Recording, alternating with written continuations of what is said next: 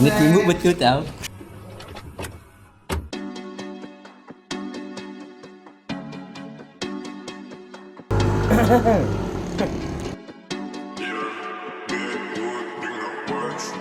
Yang dia awal-awal tu lawan tu memang gocong-gocong gila-gila.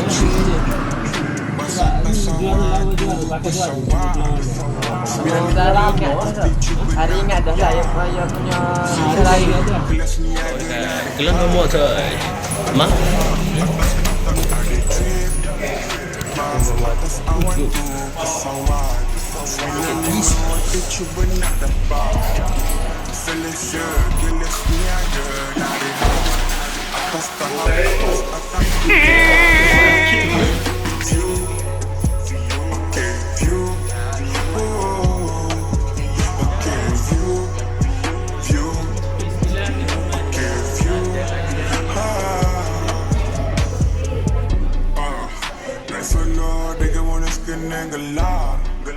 Been broke dulu tak banyak borak.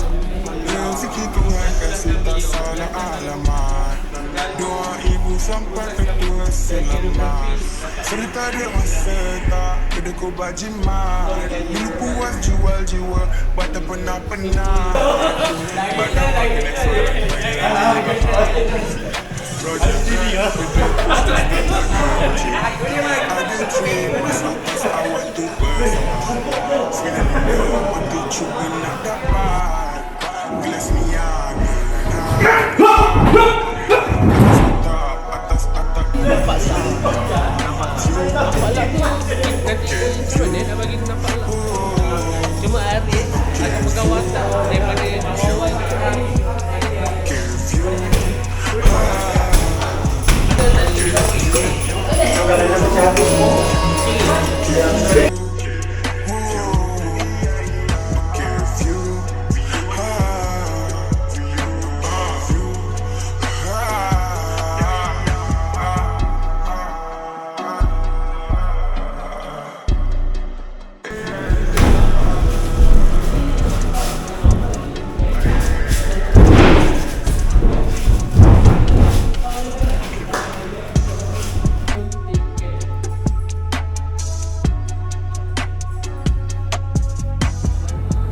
Thank you sebab tengok Lunas. And terima kasih kepada supporter dan viewer yang support cerita Lunas. Saya sangat hargai. Terima kasih sangat. And bersama anda, saya Muhammad Syati merupakan owner di dalam channel ini. Saya akan rebranding channel ini menjadi Baris Motion Studio. Kenapa Baris Motion Studio? Kita tak satu titik dan kita tak satu lagi titik. Wah, dah jadi Baris. Baris tu maksudnya perjalanan saya untuk mewujudkan studio, film studio. But dalam masa yang sama saya akan share knowledge.